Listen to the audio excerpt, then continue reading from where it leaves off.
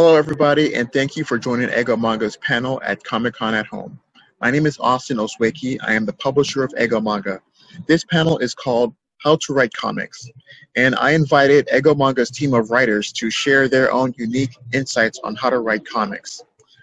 I don't believe there's a right or wrong way to write comics, but I believe people have unique styles and unique techniques. So I invited our team, diverse in all their backgrounds, to share their insights to hopefully inspire new writers out there to write comics their way and in their passion. So visit our website at egomanga.com to find out more about our publications. We're also on Facebook and Twitter, so I encourage you to like us.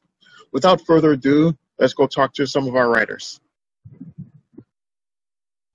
Okay, let's talk to Jeff Lowe, the creator and writer of The Frog Princess. This graphic novel will appear in stores in October. Let's talk to Jeff and his style about writing comic books. Hi, well, thank you very much for meeting me, Jeff. And can you please explain to us your story and how you came about writing it? Sure. So when I was, and I'm sorry for cutting you off, Austin. When I was going to law school, there was a sort of crisis that arose at the university I was at, where they had changed the water system such that a lot of frogs in laboratories were endangered. They'd switched the chemical makeup of the water that was flowing through the East Bay and near San Francisco. And so the university had to take some emergency measures to save the frogs. And that was sort of the inciting event that caused me to want to write The Frog Princess. And it is a story about a herpetologist or an amphibian biologist at a university who runs a lab that has a sort of field where they do studies, and it's a swamp near the university, and some developers are wanting to develop it and take it over. And so the professor, or the student really, named Larissa Talcott, she organizes a group to try to rescue the frogs, and that's where she sort of gets the name The Frog Princess as an ironic nickname. But one of the people who's trying to stop her and who's helping the developers is an attorney, and he initially is helping developers wipe out the frogs, and eventually, though, he and Larissa fall in love, and he begins to help her for several reasons, one of which is that he feels like he wants his life and work to be meaningful and not simply to help developers, for example. So it's sort of a romantic comedy, but it's got an environmental theme, and it's still relevant for a lot of the crises going on today, especially with the environment. So were there any specific writing methods or writing styles that you approached for Frog Princess? So I had begun writing screenplays, and The Frog Princess, when I initially thought about writing it, I had begun to write it as a screenplay. And then over time, I, like many people, I went through periods where I read a lot of comic books and graphic novels. Then I stopped for a while, then I returned to it. And really, when it came time to sit down and write a full-length graphic novel, the unfinished screenplay that I had for Frog Princess seemed perfect to adapt to that. It had the themes and the sort of characters and events that I thought would fit well for a shoujo manga story, and it turned out, that it was a good fit in my view. What were your challenges when you first worked on your first comic? I don't know if it's a Frog Princess or others. And how do you feel your progression now as an artist? I mean, as a writer, is it? So many, in reading about comic books and people who write comic books, many of them can remember, some of the first scripts they ever saw. Like, for example, in a Sandman graphic novel, one of the collected volumes in the 90s, had one of Neil Gaiman's scripts for the Sandman story. And for many people, and I might be included among these, it was one of the first times I'd seen, a full comic book script as formatted. And again, I had, read screenplays before, and I was struck by how much it was similar to a cinematic screenplay. And so it was, again, sometime in the early 2000s, I became involved with, other writers that I met online, where we would exchange scripts, we would collaborate on scripts, and as more books came out that had tips for comic book writers and sort of formatting of comic book scripts, we learned more about it, we became more adept at it, and then it became a matter of finding artists. So there are a lot of challenges, and for me, finding great collaborators, Ego Manga among them, was crucial, just so you don't feel like you're kind of out on your own trying to create these stories. It helps to have feedback, and obviously, if you're only a writer, you need to find an artist as well. What type of advice do you have for them, like when they want to write for the first time? Well, for me, the first comic scripts that I wrote, again, were in this Maskers universe, and I was trying to write a full team comic book that would extend over 5 or 6 issues, and that would involve, a great many characters and a great many plot devices and events. And I think it was probably too ambitious and too derivative at the same time. But from that, this character Ghost Girl arose from it, that I think, again, it's the story that I've written that received the widest distribution. Having that world to start with was important, but then really focusing on a simpler story and on a character that people could relate to. I think that finding a story I really wanted to tell was key, and that's been my experience of all the stories I've written that I felt really worked from beginning to end, is that if you can relate to the character, and if you can figure out what the character wants and present some obstacles to that character, but ultimately, allow that character to pursue his or her goals, I think that makes for a great story. And I think that's the real key, is knowing what your story is before you start. And I think that's been it's been very useful for me.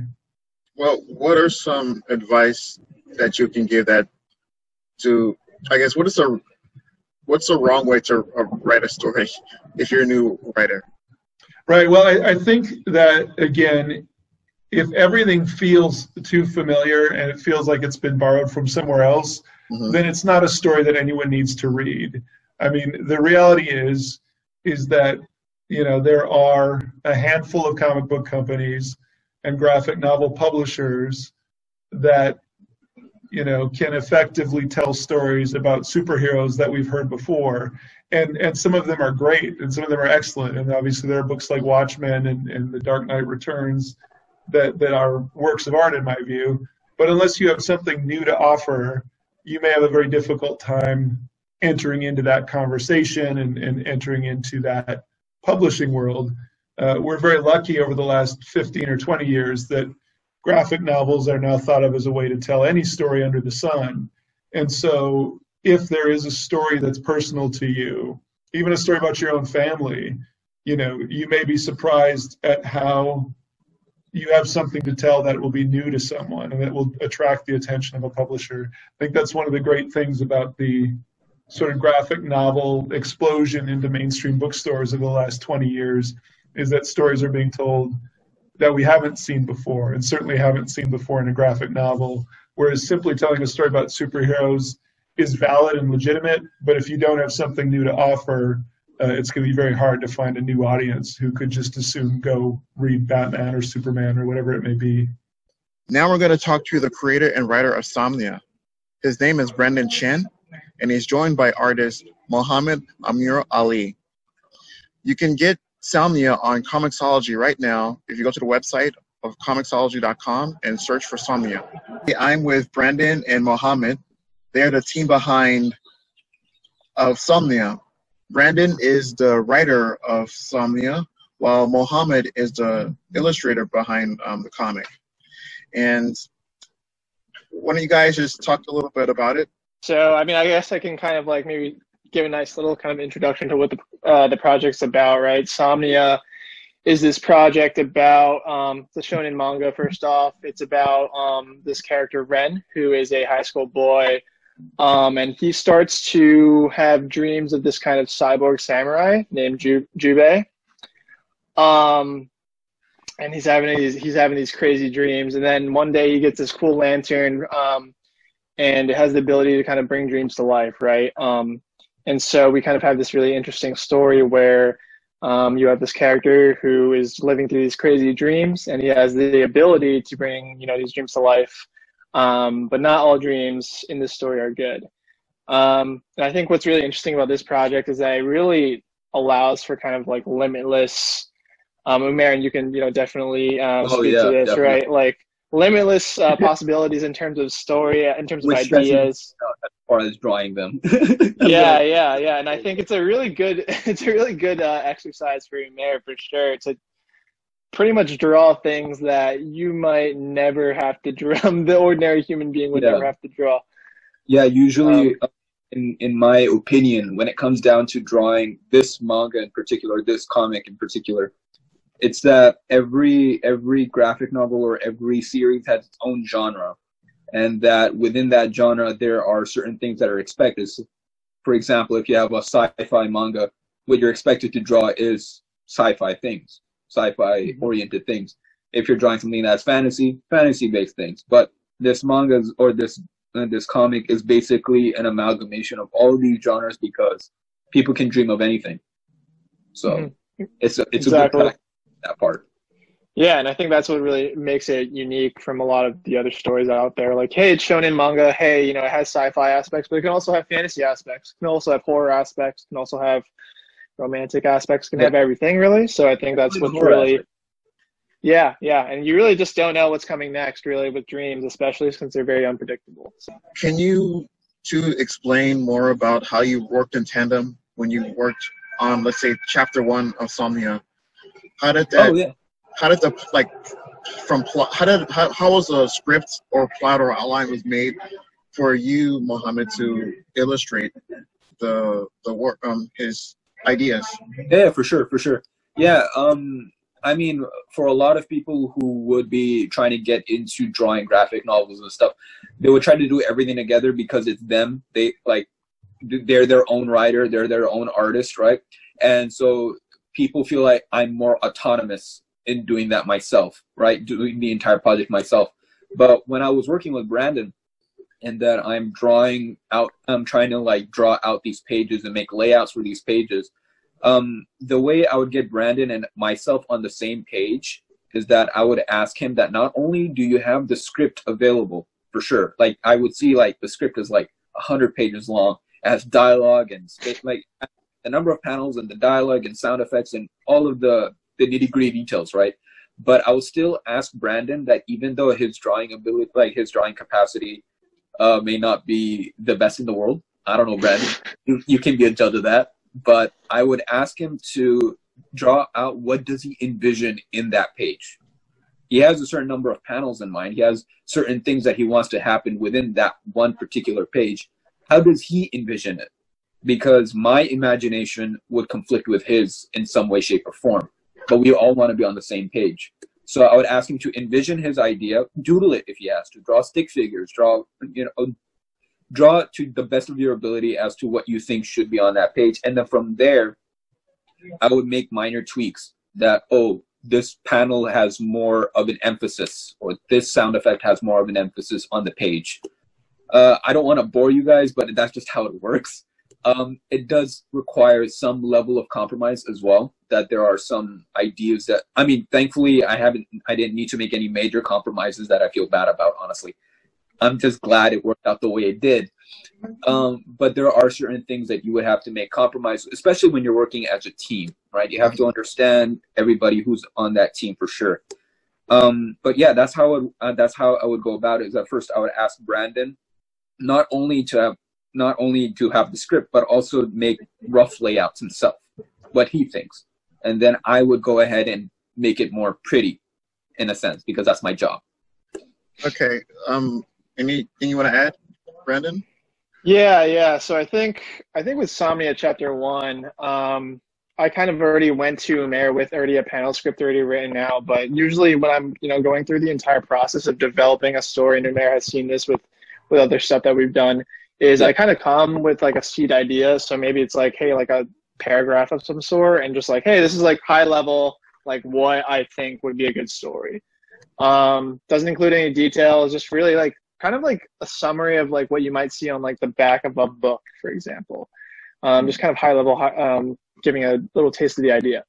And then from there, I kind of like go through like the first chapter, like just bulleting, like, hey, these are events that are happening, order of events, and this is what's going to happen in this first, like, I think Somnia's first chapter is like more than 40 pages, but you know, maybe it's like a 25. A joy to draw. Yeah, appreciate that.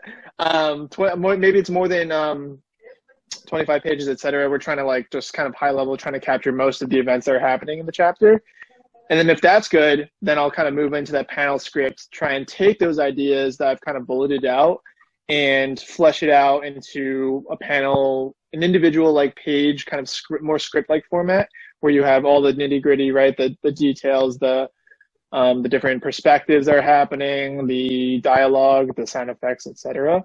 And then I guess like, you know, before working with Umera, I'd never even like tried really just like trying to do the more storyboarding aspect, but you learn a lot really when you start to actually have to physically draw it out, right? Like at the beginning, he was like trying to interpret my script, and it was just, I mean, I can imagine like how much trouble he would have trying to interpret just my words on the page. But I guess kind of having my words, the script, and the actual like really terrible drawings that I provide him.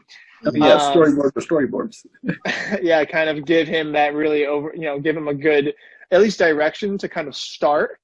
And, you know, if he has any ideas and feedback that he can like kind of amend, we kind of work off of those. And usually his ideas are what we go with. I see. It sounds like Somnia is going to be more of a character-driven story. So in the moving forward in future installments, do you have like a overall idea of how the story will move forward, or is it just all about the character? You're just going to follow the direction, follow the lead of the character, and whatever situation that character or characters find themselves in. Sometimes some artists, they're just led by the character or inspired by the character and write based off that. So I'm just and I think that's what a lot of mangaka do, is that they and a lot of manga authors really do, is that the big focus and what really makes any sort of manga or even story really good and memorable is the characters, right? So if you put your characters first, your story maybe second, what actually ends up happening is that the characters end up driving the story, right? So if you have a character-driven story and you put them in situations, it just becomes a story naturally because things just kind of fall into place, if that makes sense. So with the future of Somnia, yeah, I've already kind of planned out the entire arc for how it's going to play out. Is it a character-driven story? Yes, it's a very character-driven story. There's a lot of characters, but there's a particular focus on, not trying to spoil anything, so particular focus on certain characters. And yeah, they get put in crazy situations, and I think that is really what drives the story, is like, hey, it's not like you put the story first, the characters are last, and you have like a really boring situation if you don't have people who enjoy the characters. So you want to make, I think that's a thing that a lot of early writers really miss is like, you know, you really need to make the readers empathize with the characters and like kind of, you know, also empathize with the situations they're in. Mm-hmm. That's, if you make the readers care about the characters, that's really what's going to make them enjoy the story a lot more, I think. And if I can weigh into this, even though I'm not the writer, much as I've read as much of the source material that Brandon had provided me, one opinion I do have is that if you make a story a lot more character driven, and such as Somnia, and you make people empathize with the characters, we end up with actual characters. We don't end up with plot devices, and that's one thing we're trying to stay away from. At least I am in a way whenever I'm working on any project, is that we try to make the characters actual characters, not plot devices. Mm-hmm. Right. For the story to move on. So that's one thing I try to give characters as much personality as possible as well, as much as I can give. Comic book is a visual media. So what do you feel will make a comic successful? Is it good art or the good writing? So I think you need both, right? I mean, it's a balance. I think what draws people in, right? The cover and the story.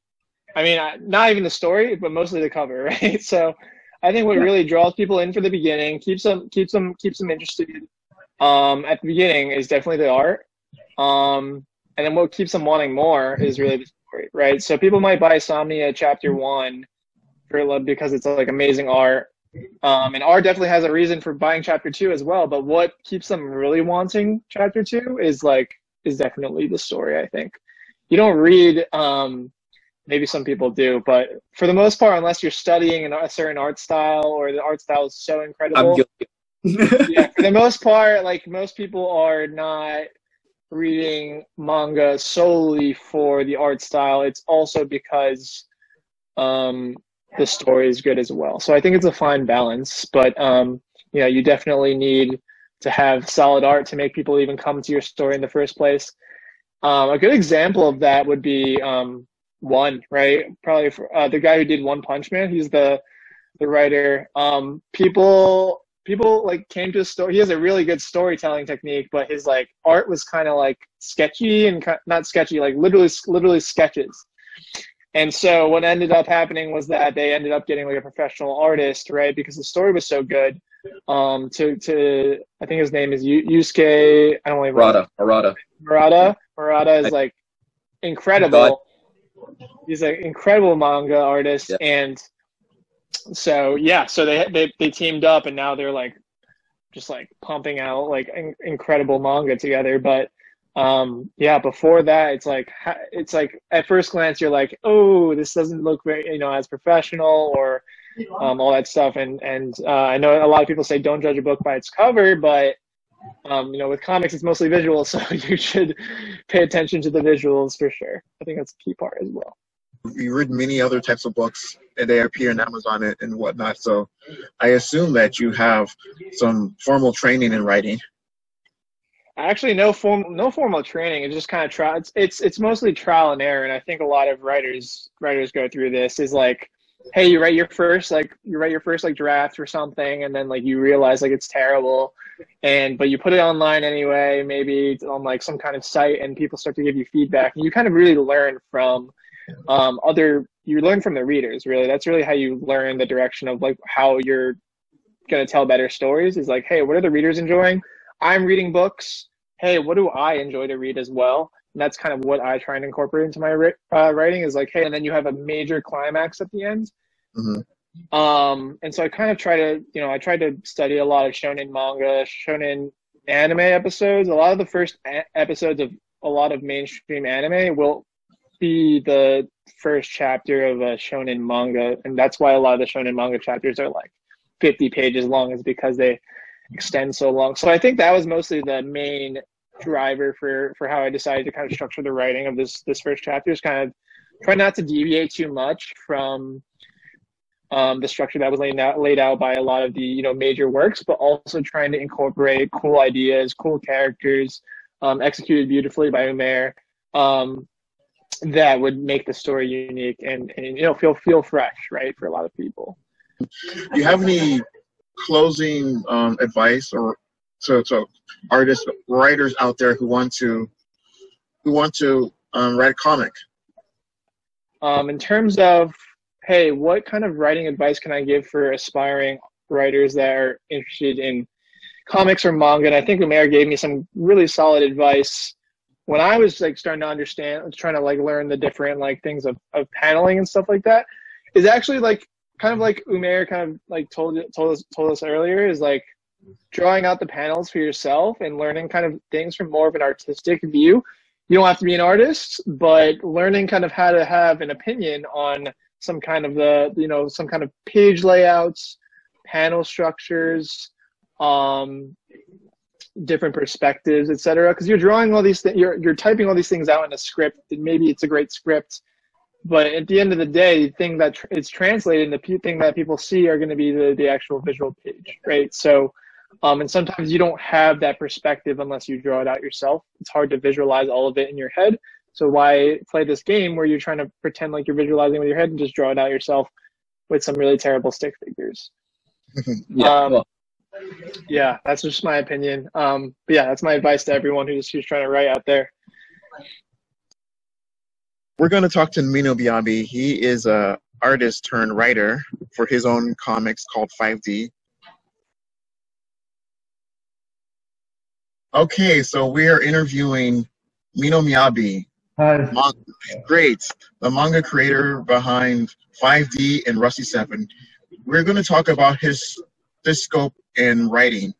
And so, can you talk to us about 5D and Rusty 7 as well? Okay. 5D is my total original project of comics in format, and this is the sci-fi story with a lot of pretty much new concepts of the idea with time traveling or like mind traveling, and everything's it's pretty new. And I also combine with the like old style, old time, such as not only just a cyberpunk, but also the steampunks or any like oriental traditional method concepts. So it's pretty much mixture. No. Okay, so let's talk about 5D. You mentioned that there's some elements of sci-fi, your main cast, and how did you come up with different personalities for each character, and how did you come up with the actual adventures itself? Mm-hmm. Yeah, it's a good question for the first time. I actually created multiple characters, which is pretty much nowadays most of the popular animations, such as like One Piece or Dragon Ball. They have a lot of characters, and it's almost like like protagonist for anybody in showing it a story based on those characters. So I created 5 or 6 characters in 5D, and I pretty much put different personalities, and it's totally like trying to go the extreme way, and which comes with a lot of the dramas and the scenes. So I created, and I realized myself, this is like most of each aspect of my personality. So one of the main characters has like a very innocent personality, while as the girl character has like very social, artistic personalities, and the other had like a suspicious, like a detective personality. So I realized that I came back to myself, and this is totally like my own personality. So I kind of scattered for 5 or 6 types of personality to each characters. Did you come up with did you use a conventional storytelling method to work on your stories?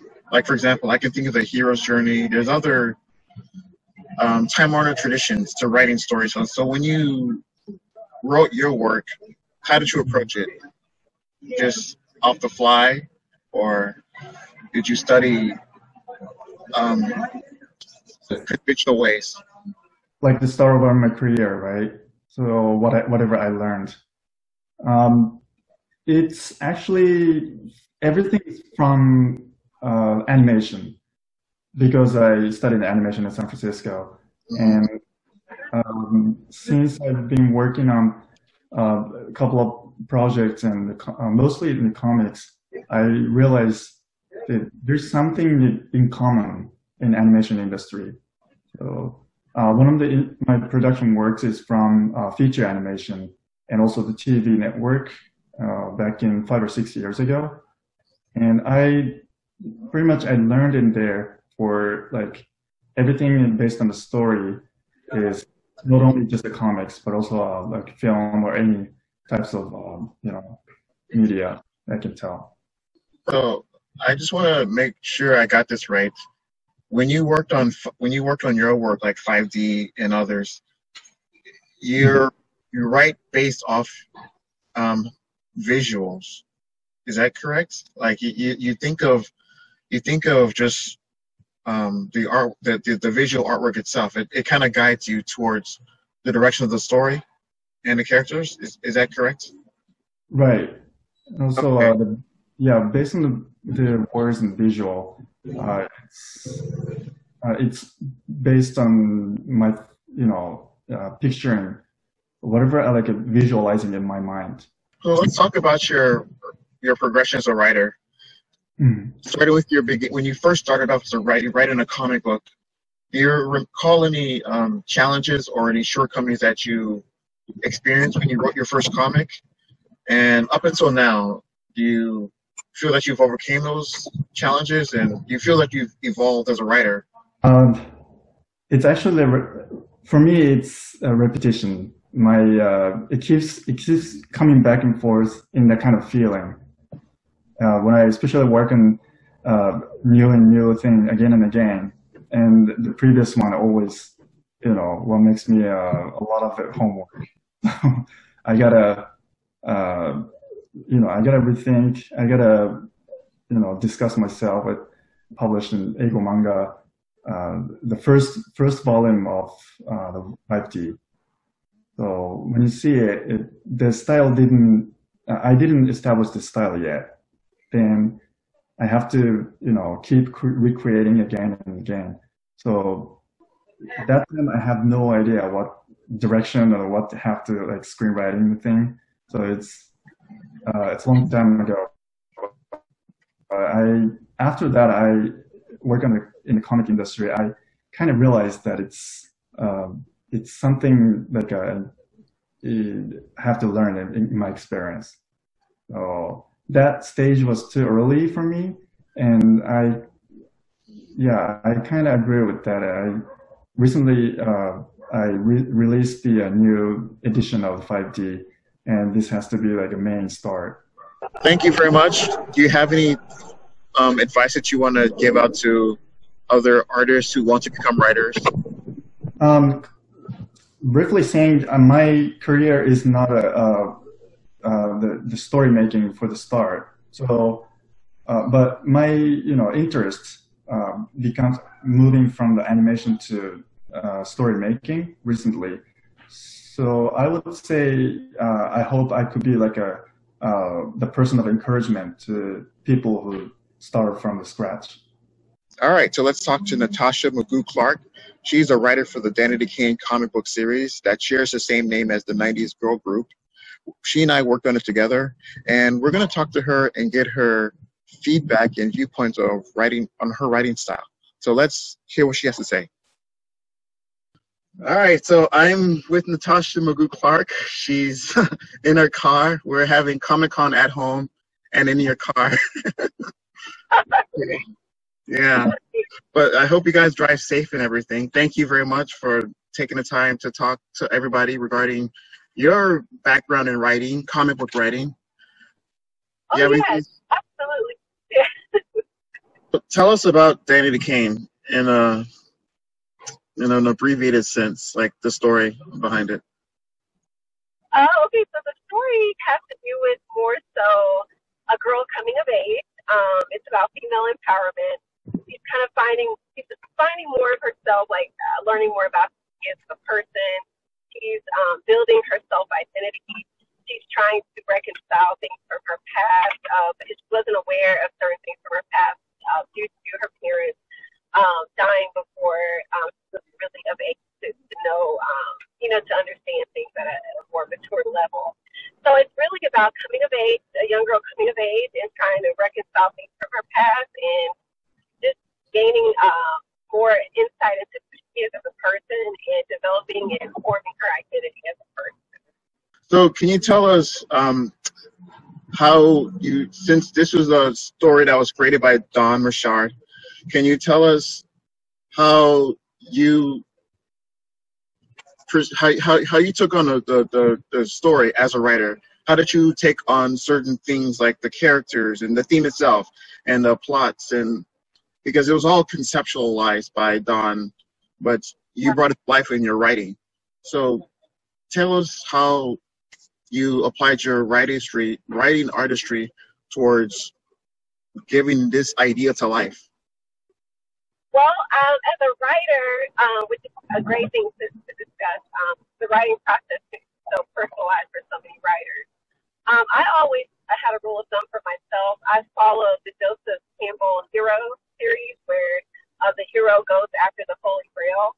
And based upon that model, have a hero who goes through these types of plot points, right, where they're going through different ups and downs, and they have a climax, and then they come out at the end where they're triumphant. So that was always my go-to style as a writer. And I've always tried to connect more with characters. So with in regards to Danity Kane, I think it was just really, after speaking with Dawn and hearing what she really wanted to show through the storyline, she wanted to show more female empowerment.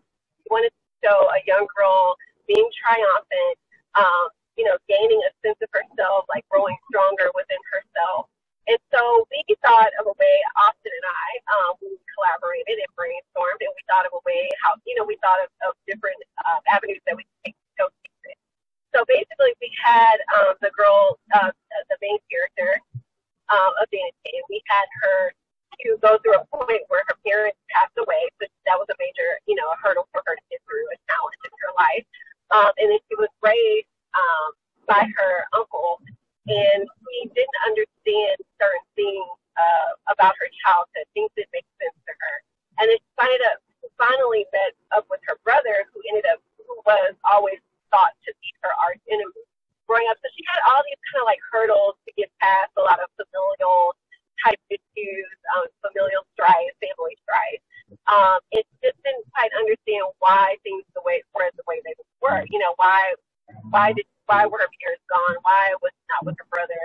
So in meeting up with her brother, kind of, going through with the whole coming of age where she had to go and fight for her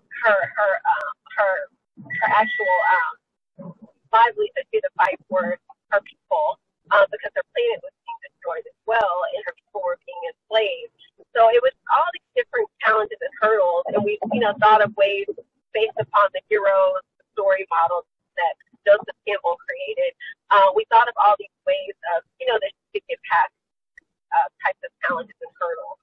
And she ended up just, coming through it. She ended up seeing stuff from her past, where she went through this kind of like psychic portal and saw how her mom died, and she understood how, what happened to her parents.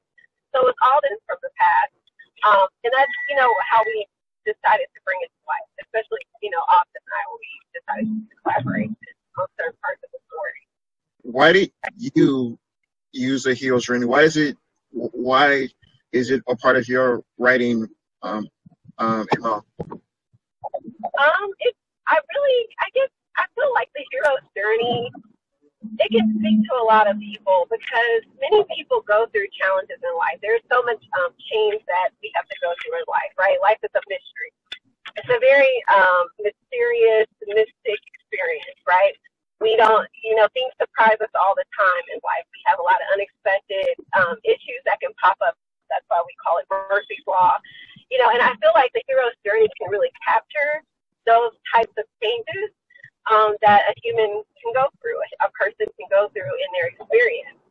And I think it's just the best way, just from what I've seen with storytelling, the best way to capture a true, authentic experience, because in life there are changes, there are challenges, there are unexpected issues that can pop up. First of all, for me, the hero's journey really captures that authenticity of life. Okay, so what ways do you make that your own? Right. You can make the hero's journey your own by instilling your own cultural norms and values and customs in it. I think everybody has their own cultural norms and even subcultural norms that they subscribe to, that they follow as a person, right? Mm-hmm. So, yes, the universal theme is we all go through things, right? That's the universal thing that we all go through. We all go through some sort of challenge. Our challenges could look different from each other, but there's certain things that we go through that make us grow in life. Now, what makes it different for each person, I think, is culturally. Culturally, that adds the coloring to it, the flavor to it, right? So if we infuse our own, cultural customs, norms, artifacts, traditions into it, then that's how we make it our own. What would you tell a writer if he or she came to you with a story about a female comic writer, and what would you look for in that writing, and what would you tell that person? Well, depending on if, well, I would just tell the writer in general, do your homework, do your research. It's always good to really, really research a character. It's almost like you have to step in an actor's shoes, because actors really embody the persona and personality and the nuances of that person, and their gestures, everything, and the body language, all of that. So it's almost like, even as a writer, you kind of have to embody the way an actor does, because if you want the writing to come across as authentic and really genuine, and being able to emotionally connect with people, you do have to put yourself almost in that person's shoes. Like, you really have to, it's almost like negotiated reality, right? You have to almost like negotiate your reality to be their reality, right? In order to truly understand the character. So first, identify what are you trying to show? Like, what message, what is your overall arcing theme that you're trying to show? Then think about the characters that can actually enact that type of theme or represent, what you're actually, the theme that you're, the overall arching theme that you're trying to show. And then from there, just start doing your research on characters, look at other characters who might embody that type of persona that you're looking to show, through your writing. And then from there, I would say look at various characters and then pick and choose and create based on that, like what you like or what you think that the person has from this type of character and from that kind of character. And then infuse it all in together. And then decide on what culture are you going to try to represent. And once you decide on what culture you want to represent, whether that's mainstream American culture, whether that's, a subculture of America, there's so many, right? Just even if you have like a main culture of America, like African American or Hispanic, there's different subcultures within that. You have Caribbean African American, you have, from West Africa, directly African American, or you have, born here in the States. It's just so many subcultural, just subcultural differences within that. So I would say hone in on the culture, hone in on the characteristics that you want to show in the overall artful theme, and then do your research on it. And try to embody or put yourself in that person's shoes. Like, go to some of the cultural events that you want to show of that character's culture. Actually attend those events if it's something outside of that you are normally familiar with. I would say do that.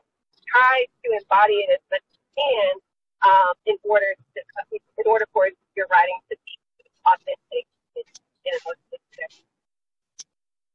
Thank you very much, Natasha Magoo Clark. It's been a very, very pleasant conversation with you, and thank you for sharing your vision and your viewpoints to people who want to be writers like you. Thank you very much again. Thank you, Austin. And definitely we're going to collaborate in the future, you guys. Absolutely. I like your ideas, and I think it's going to be a great comic book reading, as well as like us on Facebook and Twitter. Thank you very much, everybody, and I hope you enjoy Comic-Con at Home.